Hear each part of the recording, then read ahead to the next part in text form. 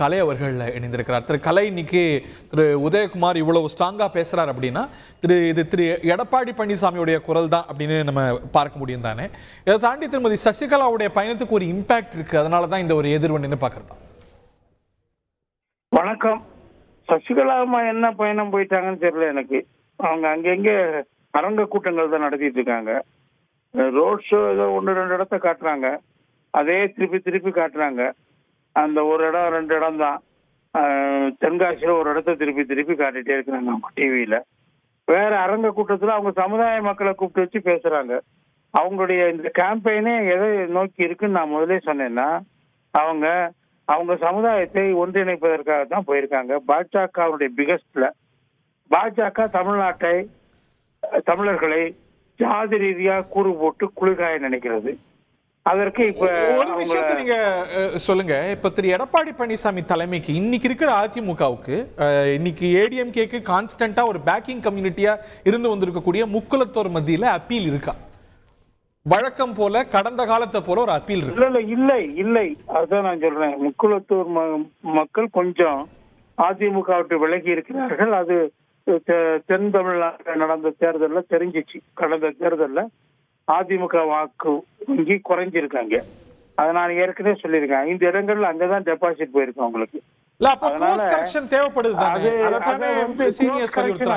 எடப்பாடி அவர்கள் என்ன சொல்றாருன்னா, அந்த சமுதாயத்தை நாங்கள் இன்னும் தீவிரமாக அணுகுவதற்கு, எங்களோடு இணைப்பதற்கான முயற்சியில வருங்காலத்தில் இறங்குவோன்னு அவர் சொல்லி இருக்கிறார். அந்த சில முக்கிய தலைவர்களுடைய கருத்தா கூட பார்க்கப்படுது. அந்த தெரிந்தோ தெரியாமல அந்த கம்யூனிட்டியோடைய ஒரு ஐகான்ஸா இன்னைக்கு ஓபிஎஸ்ஓ திருமதி சசிகலாவோ பார்க்கப்படுறாங்க. அவங்க வெளியேற்றப்பட்டது அப்படிங்கிறது அந்த கம்யூனிட்டிக்கு எதிரான ஒரு செயல்பாடா ஒரு பர்செப்ஷன் இருக்கு. அந்த பர்செப்ஷனை மாற்ற வேண்டிய கட்டாயம் இருக்குல்ல அவங்கள. அதுக்காக அவங்கள சேர்க்கிறது ரைட்டு. வெளியேற்றினது யாரு? சசிகலாவை, அம்மாவையும் அவங்க குடும்பத்தை வெளியேற்றினது ஓபிஎஸ். இபிஎஸ் அதுக்கு கூட இருந்தாருங்கிறது வேற விஷயம். அந்த ரெசல்யூஷனை 2017 பொதுக்குழுல படிச்சவரே ஓபிஎஸ் தான். அதே ஓபிஎஸ் தான் இப்ப கோர்ட்லயும் ஒரு அஃபிடவிட் ஃபைல் பண்ணியிருக்காரு. சசிகலா அம்மா கட்சியினுடைய அடிப்படை உறுப்பினர்கள் நீக்கப்பட்டவர், அவர் பொதுச் செயலாளர் அல்ல சொல்லி அவர் தான் பண்ணியிருக்காரு. இப்ப இதுக்கு இபிஎஸ் என்ன செய்ய முடியும்? முதல்ல அவங்க 2 பேரும் ஒத்து ஒரு யாரு என்ன பொசிஷன் சொல்லி ஒரு முடிவுக்கு வரணுங்க. இப்ப சசிகலா அம்மாவும் இவங்க 3 பேரும் வெளியேற்றப்பட்டவர்கள். அது ஓபிஎஸ் அவர்கள் தான் எடப்பாடி காலத்துல வெளியேற்றப்பட்டாரு, மற்றவர்கள் ஓபிஎஸ் காலத்துல வெளியேற்றப்பட்டவங்க. இந்த 6 பேர் இன்னும் கூட ஒரு புரிஞ்சுக்கிறேன். இந்த 6 பேர் இன்னும் கூட சப்போர்ட் எடுத்துக்கிட்டு இந்த 6 பேர் 60 ஆனாலோ இல்ல 12 ஆனாலோ இந்த அழுத்தங்கள் அதிகரித்தாலும் கூட திருமதி சசிகலாவுக்கோ ஓபிஎஸ்க்கோ இடம் இல்லைன்னு நினைக்கிறீங்களா? இந்த அழுத்தங்கள் அதிகரிக்க அது ஹைப்போதெட்டிக்கல் கொஸ்டின். அது மாதிரி நடக்கும் அப்படின்னா, அது நடக்கும்போது அது அவங்க they will cross the bridge when it comes. So இப்போதைக்கு இருக்கிற பொசிஷன்ல நான் பேச முடியும். இல்ல உங்க புரிதல் எடப்பாடி பழனிசாமி, இல்ல இப்போ உங்க புரிதல், உங்க அனாலிசிஸ், திரு எடப்பாடி பழனிசாமி திருமதி சசிகலாவையோ ஓபிஎஸ்ஓ சேர்த்துக்கிறதுக்கு இசைவு தெரிவிக்க மாட்டார்? இல்ல ஓபிஎஸ் சேர்த்தா கூட சசிகலாமா சேர்க்கறதுக்கான வாய்ப்பு ரொம்ப ரொம்ப குறைவு. ஏன்னா அவங்க நான் பொதுச் செயலாளர் திரும்ப திரும்ப சொல்லிக்கிட்டே இருக்கிறாங்க. ஓபிஎஸ் அவங்களுக்கு ஒரு லெவரேஜ் வேணும்ல. இல்ல அவங்க ஒரு நெகோசியேஷன் வரும்போது விட்டு கொடுப்பாங்களா இருக்கலாம், இல்ல விட்டு கொடுக்க மாட்டாங்களா இருக்கலாம். பட் அவங்களுக்கு ஒரு லெவரேஜ் வேணும்ல. நான் ஒண்ணு இல்லைன்னு நிராயுத பணியா யாருமே ஒரு நெகோசியேஷனுக்கு போக மாட்டாங்கல்ல. அது கரெக்ட். நீங்க சொல்ற அந்த நெகோசியேஷன்ஸ் தேவைங்கிறத நானும் உணர்றேன். அது வேற விஷயம். அது காலக்கெடுவோட அவங்க செய்யணும் தான் நானும் சொல்றேன்.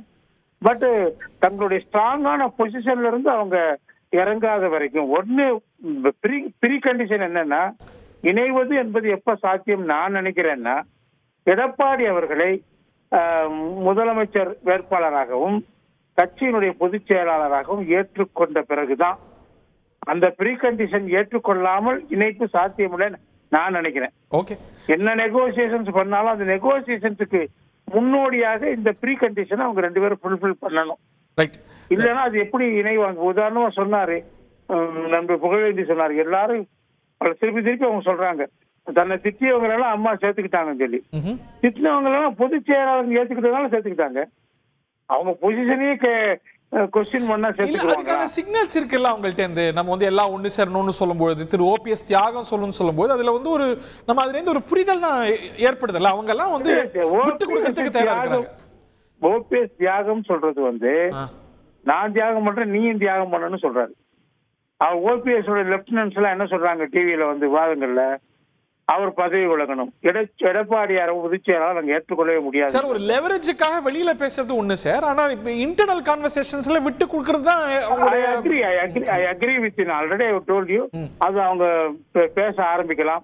பட் இந்த ப்ரீ கண்டிஷனை ஒத்துக்கிறாம என்ன பேச்சு பேசினாலும் அதனால என்ன பிரயோஜனம் சொல்லுங்க நீங்க? Point taken sir. இன்னும் நிலைமை மோசமாகும்.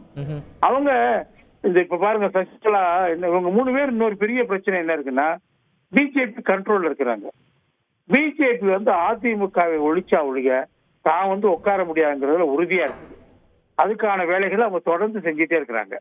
அதுக்கு இவங்க எடுபடியா இருக்கிறாங்க. அந்த பாஜகவை இது அதிமுகவை பின்னுக்கு தள்ளுவதற்கு இவங்க உதவியா இருக்கிறாங்க பிஜேபி கூட. பிஜேபி என்ன சொல்லுது, சசிகலா அம்மாவை கிளப்பி விடுறாங்க பிரச்சாரத்துல. எதுக்காக கிளப்பும் போது ஆரம்பிக்கும் போதே துவக்கத்துல என்ன சொல்றாங்க, சசிகலா அம்மா அவங்க அந்த ஜாதி அரசியலை கையில தூக்குறாங்க. அதிமுக ஒரு ஜாதி கட்சி கட்டுக்குள்ள போயிடுச்சுங்கிறாங்க.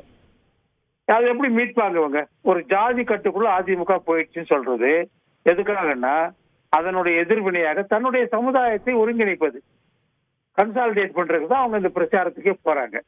அது பல இடங்கள்ல கூட்டங்கள்ல அவங்க ஆட்களை சமுதாயத்தினர் மட்டும்தான் கூப்பிட்டு பேசிட்டு இருக்காங்கன்னு எனக்கு தகவல் வருது. பட் அதர் ஹேண்ட் அந்த சமுதாயத்துடைய வாக்குகளை மீட்காம அதிமுக மறுமலர்ச்சி பெற முடியுமா? கரெக்ட். அப்படின்னா நீங்க சசிகலாவிடம் கட்சி ஒப்படைக்கணும். அந்த சமுதாயத்தை மீட்கணும்னா நீங்க சசிகலாவிடம் கட்சியை ஒப்படைச்சிட்டு எடப்பாடி அவர்கள் விலகி போகணும். அதுக்கு அவர் தயாரா இருப்பாரா தெரியல எனக்கு. அதுதான் அது மாதிரி ஒரு விஷயம் அதிசயம் நடக்க போறது இல்ல.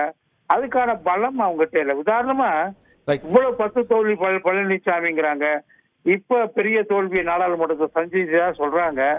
ஆனா அப்ப கூட ஒருத்தர் கூட வெளியேறலையாங்க அதிமுக. செல்லூர் ராஜு இவ்வளவு பேசுறாரு, அவர் ஏன் இப்போ அவரு வெளியே போக மாட்டேங்கிறாரு? அவருக்கு போக்கிடம் இல்ல, அதனால இங்கே இருக்கிறாரு. இவ்வளவு பேசிக்கிட்டு அவர் இங்கதான் இருக்காரு. ஒரு இவ்வளவு தோல்விக்கு பின்னாடி என்ன நடக்கணும் ஆக்சுவலா சொல்றேன். அது உண்மையான தோல்வியா இருந்தா அந்த கேடர்ஸ் என்ன செய்வாங்க, மாற்று முனைப்பு இருந்தா அவங்களுக்கு ஒரு எக்ஸோடஸ் இல்ல, ஒரு 50% பொதுக்குழு உறுப்பினர்கள் விலகி சசிகலா ஓபிஎஸ் போனாங்கன்னு தெரிஞ்சா அப்போ இணைப்புக்கு வாய்ப்பு இருக்குங்க. அட்லீஸ்ட் ஒரு 25% ஆகுது இங்க இருந்து கேடர்ஸ் விலகி அங்க போனா, நிர்வாகிகள் போனா நிச்சயமா இணைப்புக்கான சாத்தியக்கூறு. அடுத்து என்ன நம்ம பொறுத்திருந்து பார்ப்போம். அது மாதிரி நடக்க மாட்டேங்குது. இவங்க சொல்லிட்டே இருக்காங்க ஒழிய இவங்கிட்ட யாரும் போக மாட்டேங்கிறாங்க, ஒரு ஆள் கூட போக மாட்டேங்கிறாங்க. ஓகே, தேங்க்யூ வெரி மச் திருக்கலை, உங்களோட கருத்துக்களுக்கு நன்றி. Thank you very much. செய்திகளை உடனுக்குடன் தெரிந்து கொள்ள உடனே சப்ஸ்கிரைப் பண்ணுங்க.